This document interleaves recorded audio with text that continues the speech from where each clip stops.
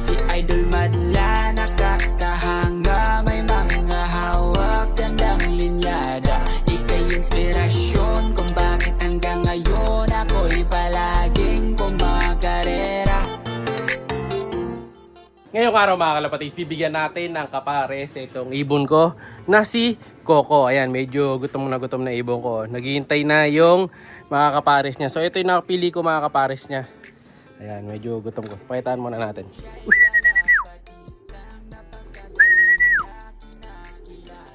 Manito, favorite mo. Ayan. Ayan, sinasanay ko to na kumain ng mani para maging paborito niya. So ito yung mga kapares niya mga kalapatids. So yung one Thai bird na nabili ko last time. Ito yung nakuwire nating one Thai bird. Pakita mo nga boy. So kung si Coco pure Taiwan, ito pure Taiwan din. So halos kasunod to dumating nung bulag. Sakay.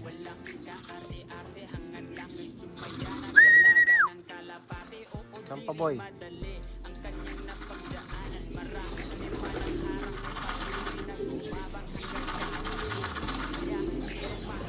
Yan, nagalang ka pa eh. So ito yung mga kapares niya. Medyo natatakot pa siya. Oh. Ito yung mga kapares niya mga kalapatids. Ayan. So pinakilala ko na yung mga kapares niyang bago. So Taiwan, cross Taiwan. So ito na yung pinilagay kong mga kapares niya. Hindi na bata na tetrain ko. Kasi gusto ko, yung magiging itlog nila once na sinali natin sa karera to, ipapapisa ko na rin. Rekta pisa na. Para magamit din natin yung anak. O, ayan. So tinistis ako na rin ng bagwes. Ayan, kinakalbunan niya kagad. Huwag mong kalbuhin. No? So lalagay natin sa loob yan. Pero papakainin muna natin tong si Coco. O, ayan siya oh. Diba? So makulit to eh. Okay, lagyan mo na sa loob nga boy. Try natin. Tingnan natin kung susundan niya. Okay, lalagay na ni Madla to sa loob. Atin yung cup niya. Ganda ng cup niya, diba? So once na makita niyo ako, hingi lang kayo niyan. May tala ako. Ibigyan ko kayo mga kalapatids. Tara dito boy. Doon ka na.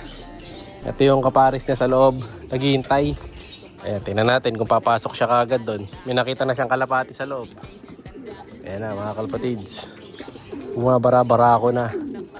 So sure hen na yan yung kapares niya. Hindi na tayo mag-aalangan dyan. Dati yung pinares ko sa kanya lalaki pala eh. Pareho lalaki yung magkapatid na katabi niya. Ngayon ito sure hen na kasi umiitlog to. So yun yung dating kapares ni Kobe. Kaso 2 times ng batch umitlog, walang similya. Kaya yan na yung pinares ko sa kanya. Kasi si Kobe, di ba, nahihirapan siya kumasta dahil nga nagkabaliling siya dati. Kaya tapang nito. Tara, pasok. So may ano to, may sensor, tas naka KLPR 2024 ring. So tinistisan ko to para kung sakali hindi makalipad. Pero yan, namamaharis din mga kalapatids. So, pero ito, medyo sisecure natin yung pintuan natin ng konti. Kasi baka mamaya tumakas. Ayun na siya, papasok na. Yun, pumasok na si Boy. Ayun na yung patoka, sara ko na to. Baka tumakas. O ayan, hindi pa niya masyadong pinapansin yung asawa niya. So meron namang perch. So hindi niya mabubugbog to. Kung sakali man na bugbogin niya, ililipat ko muna doon sa kabila yung hen. Pero for now, dito muna. Ayun, hinahabol pa niya eh. Oo. Pag hindi pa pumapares, lipat natin sa kabila. Ayan, tulad nga yan. Hindi pa ready to pair yung babae. No? Tatanggalin muna natin. Lipat ko dun sa kabila. Tuloy muna natin yung hen. Pero yung nakatistis kasi na ganito mga kalipat. May chance pa tong, aray, tingnan niyo naman. Ayan o. Galit na galit siya. Pares mo yan, hindi yan barako. Kaya nga dyan. Gutom lang siguro to. Lilipat muna natin. Yung ganito kasi nakatistis mga kalapatids. Kahit na 5 yung ano niyan, nakaganito na bagwis. Nakakalipad pa din to. Pero medyo mabigat siya eh. Pinataba ako kasi to eh. Ayun, saka kondisyon na kondisyon to mga kalapatids. Namumulbos. Ito yan, yung ring niya. KLPR 2024. And then may sensor. No? Vlog ko na to last time. Papasok natin dito. Dito muna natin siya tatabi sa kabila. Ayan. Tatabihin lang muna natin para di magulpit. Pero lalagyan ko rin ng patoka. Pero kumain na kanina to eh. So yan na rin yung motivation niya para mabilis siyang pumasok dito sa loob. Pero kailangan ito pala nakasara na maigi. Lagyan ko na lang ng butas to dito para susutan ko ng patoka. Ano, hanapan ko ng ano to, ng clip para hindi siya makatakas. Kuha natin ng kulay green. Kung nakatakas to, bye-bye ano tayo, 3K. Ayan, diba? Ang isang one-tie bird ngayon, nagkakalaga ng 2.5 to 4K. Depende sa kulay. Pag off-color, gano'n, 4K nila binibenta. Pero dati, may nabili pa ako 5K, mga kalapatid, isang isa. Pero wala rin, binending ko rin. So, ito, lagay natin dito. Yan, para lang hindi bumukas, di ba? Secured na. So binabara ko na niya ngayon. Medyo naninibago pa yung hen. Yan, lagyan natin ng tubig. So pagka umuupo-upo na, pwede na ipares yan.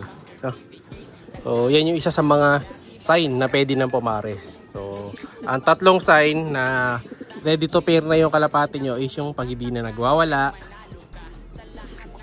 lagi nang umuupo, tumatango pagka pinaris nyo, umuupo na yung babae, or yung kak, tinatawag niya yung kak. Yan.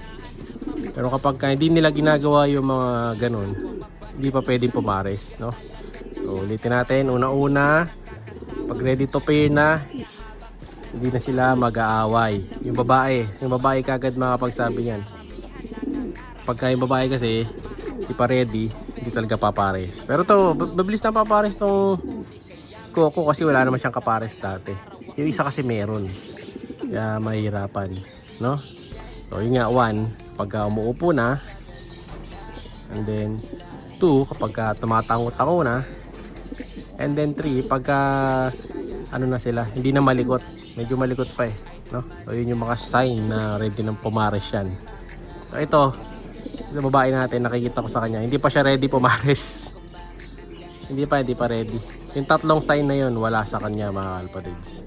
Yung mga nandito, ito, pakita ko sa inyo yung mga ibang ibon dito sa loob natin.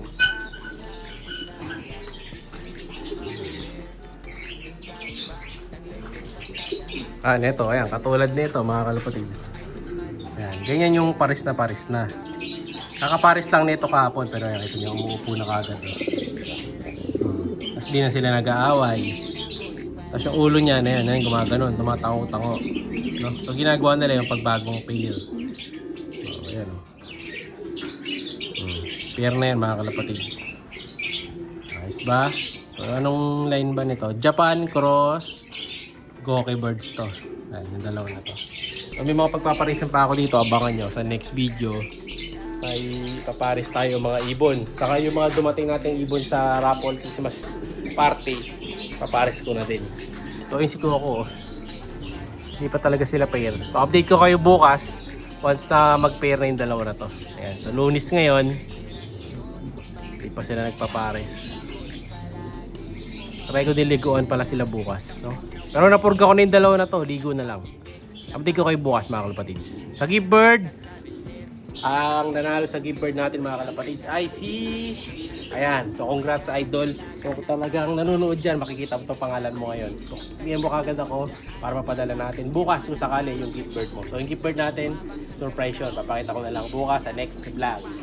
Siya'y kalapatistang napagkagaling na kinakilala.